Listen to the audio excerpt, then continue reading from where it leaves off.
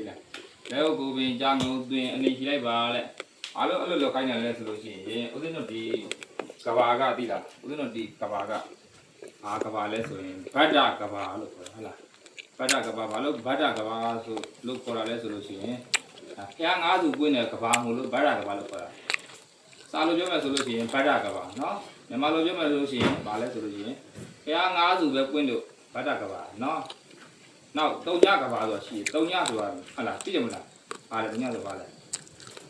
တုံညကဘာဆိုတာရှိတယ်တုံညဆိုဘာမှမရှိဘူး0လို့ဟုတ်လားမလားမြန်မာလိုကတုံညအင်္ဂလိပ်ဆို0မလားဟုတ်လားတုံညကဘာဆိုတာရှိတယ်နော်တုံညကဘာကြတော့ဘာဖျားဘာမှမပွင့်တာတစုမှမပွင့်ဖျားတစုမှမပွင့်တဲ့ကဘာကိုတုံညကဘာနော်ဖျား၅စုပွင့်တဲ့ကဘာကိုဗဒ္ဒကဘာလို့နောက်ကိုပင်နှစ်ခုပြင်ဥတည်ရှိလိုက်ပါ